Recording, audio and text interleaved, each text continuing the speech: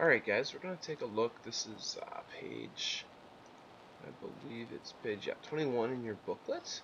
And we're going to just look real quick at, I'm not going to do all of them for you, but just how to do some. So what process do we use to find fractions of amounts? So if I want to know, for example, 1/4 of 16. Well, I'm looking, same process as I would use up here. So when we find 1/4 of 20, we are sharing 20 into 4 groups. So we'd use division. So in the case of this particular one here, 1/4 of 20, I'm going to go 20, and I'm going to divide it by 4, which means 1/4 of 20 would be 5, right? Because again, 20 divided by 4 equals 5. Alright, so let's take a look at some of these down here. So L, this is warm up with this puzzle. Use division to find the answer to each clue. The solved puzzle will tell you the name of a very important day of the year. Alright, so here we are. L is equal to 1/4 of 16. So here again we're going to divide 16 into 4 groups. So 16 divided by 4 equals 4. So anytime I see a 4 up on top, I'm going to put an L in. And that's it. Alright. D, okay, that's 1/7 of 63. 63 divided by 7 is 9. And so anytime I see a 9, I put a D in there.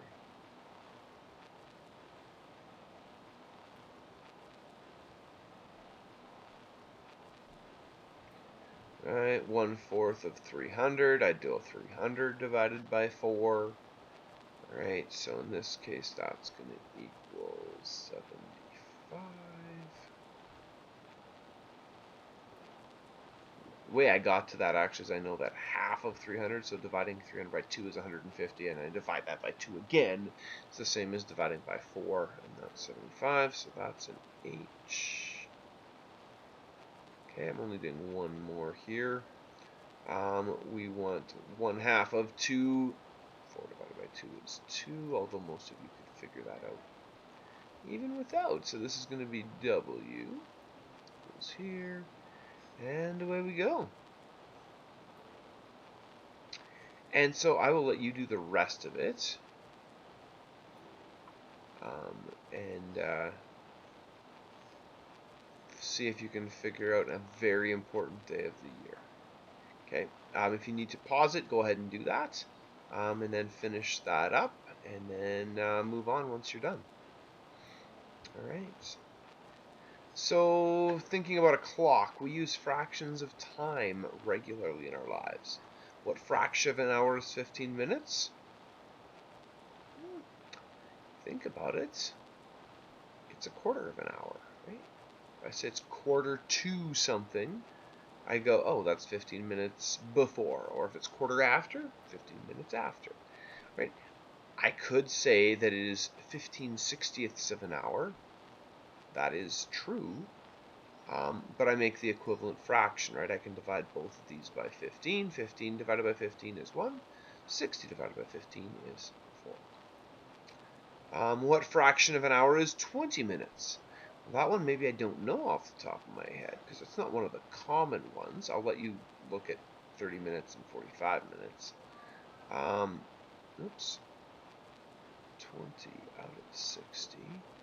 Oh, wait a minute, I can divide both of those by 20. This is going to equal 20 divided by 20 is 1. 60 divided by 20 is 3. Makes sense. 20, 40, 60. Right? So 1/3 of an hour. And we look, Lucas is practicing guitar from 4:20 to 4:35 each day. What fraction of an hour is this? Find out how many minutes that is. And away we go. Patrick practices soccer for 1 hour 15 minutes. How would you express this as an improper fraction? So all these you guys can do. Pause it again, get at them, and get them done. Go, go, go. Find 3 time spans that represent 1/3 of an hour.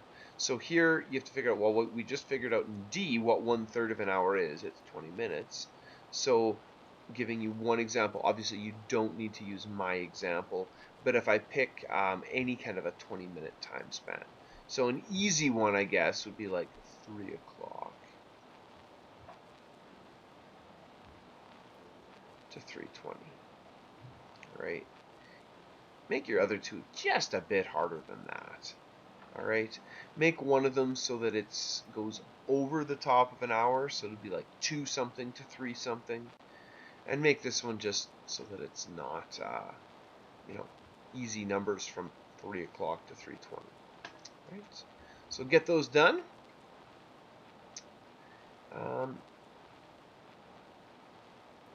Once we know how to find out one group or one part of the group, we can find that to use other. We can use that to find other fractional amounts.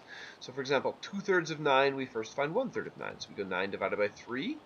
Oh, so 1/3 of 9 is 3. Right?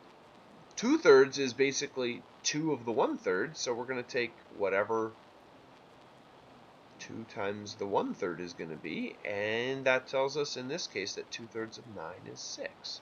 Because if 1/3 was 3, 2 of those is going to be 2 times 3 is going to be 6. So 2/3 of 9 is 6. So looking at this here again, 2/4 of 12. Well, 1/4 of 12, I go 12 divided by 4.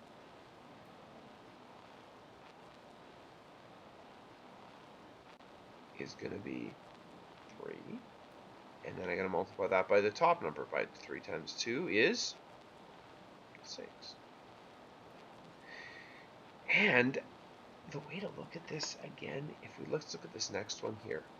I can sort of write this almost all in one step. So I can do this, okay? 30 divided by 6 equals 5. And then I go, oh, and here's my 5. 5 from there times 5 from here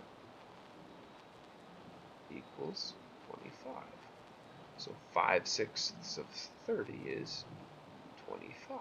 All right. I can also do this sort of all in one step. So instead of doing 1 step, 2 steps, I can say, well, 24 divided by 4 times 3. And because division and multiplication are equal in importance in our order of operations, I do just work from left to right. 24 divided by 4 is 6. 6 times 3 is 18. And away I go. Finish the last 3. Pause it, and then do those. Okay.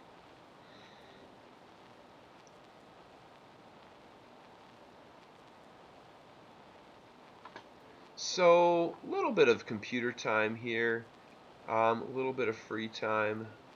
Apparently, free time means doing athletics a little bit. It's okay. It's not quite free time, I guess. And you get to figure out the riddle there. And this is important. It's a puzzle. Read all the clues carefully. One of them is your starting point. Once you've solved that all-important first clue, the rest will follow.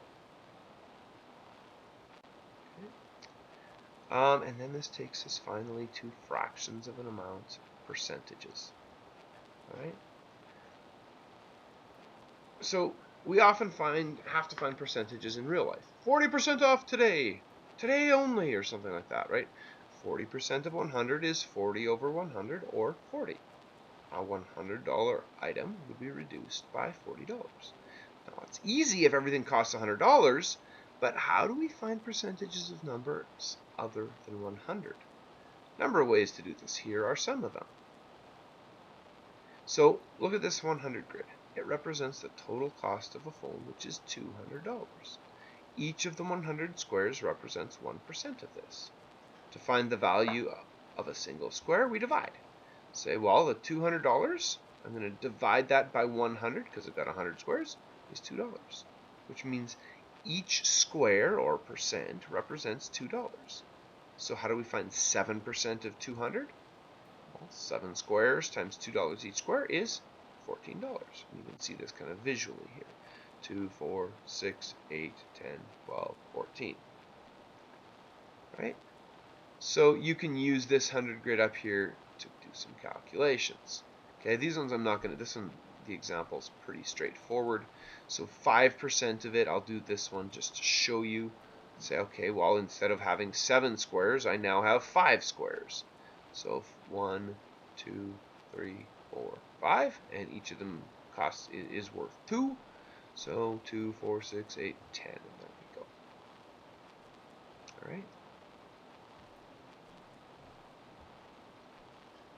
Here's a 100 grid to calculate the following. So we're going to say, okay, well, if 300 people is represented by 100 squares, how many people is each square worth? In this case, well, each square must be worth, how did we figure that out up here? Well, up here, we said 200 divided by the 100 squares. $200 divided by the 100 squares. Here, 300 people, again, divide that by the 100 squares, and you're going to find out that, in fact, one square represents 3 people. That is the most terrible 3 I've ever written, maybe. 3 people. That's slightly better, just bigger and messier. So then, just like you did up on the top one, where each square was 2, now each square is worth 3. Okay, so I'll let you get at that one. Okay, patterns can also help us understand percentages, so let's look at some patterns here. 10% of 40 is 4. 5% of 40 is 2. Did you know that 5 is half of 10? Yeah, okay, good. 20% of 40 is 8. Now, one of the nice things about finding 10% of a number, this is a pattern thing as well, but I'll give you this pattern. All I'm going to do is get rid of a 0, right? 10% of 40, 0 goes away. I'm left with, it's a 4. There's my 4. And then 5% is just half of 10%. 20% is double 10%. So 10% of 50 is 5. 5% of 50 would be half of 5, okay, 2.5. 20% of 50 is going to be double 5, is going to be 10. Okay, use the patterns, go through all of those ones. Okay. We can also use fractions to help us calculate percentages. How do we find 25% of 80? Well, we know that 25% is the same as 1/4. To find 1/4 of 80, we divide both sides by 4. Or so not both sides, sorry, we divide by 4. So in this case, 80 divided by 4 is 20, so 25% of 80 is 20. Again, we know this because we know that 25% is the same as 1/4. Here are some nice benchmark kind of fractions to help you out with this.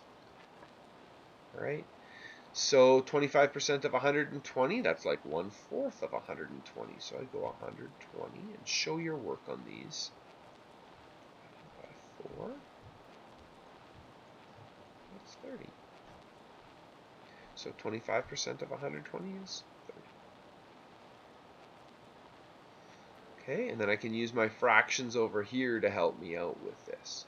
Now, sometimes I might go, wait a minute, there's no 20% fraction. Oh, there is a 20% fraction. There it is right there. Sometimes we might not. What if I wanted 40%? Guess what? 40 is the same as 20 times 2. So if I can find 20%, I can find 40%.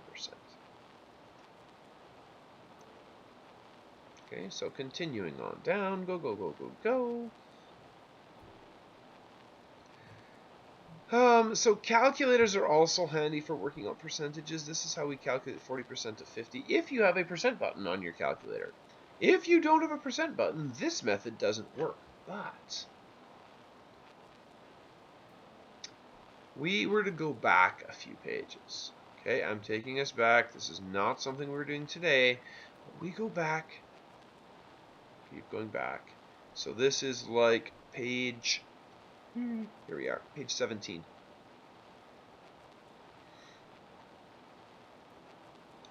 Right, 1/4 is the same as, well, we said 25%. Where's my pen? There it is. 5%, which is the same as 0.25. So the important part here is 25% is the same as 0.25. 1/2, that's the same as 50%, which is the same as 0.50, or just 0.5. Okay. Notice to go from a percentage to a decimal, what am I doing to the, right, if I have 75% as a decimal, that's going to turn into 0.75. So if I want to use my calculator to find 75% of something, and I don't have that percent button, I type in, okay, let's go back down to where we were. Oops. Scrolling. This is the last part of our video for today. Using a calculator. Instead of 50 times 40%, I could also type in 50 times 0.40. And I will get the same answer. So if I don't have this percent button in my calculator, not a big deal. How do I find out this particular one here? I know that 20% is the same as 0.20.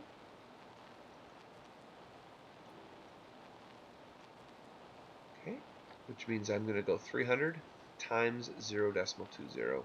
That's going to give me my answer. Tricky part is with this one here, because if I'm moving the decimal place 2 to the left, 1, 2, it looks like there's nothing there, but there's really a 0, right? This is just 6 is the same as 0.6. So this becomes 0.06. So 70 times 0.06. All right, away you go. And then you can use your calculator to figure all these ones out. And it says the answer is 75. Use a calculator to work out the percentages and tick all the scores that match the answer. So which of these have the answer of 75? And that's where you end today. Thank you. Have fun.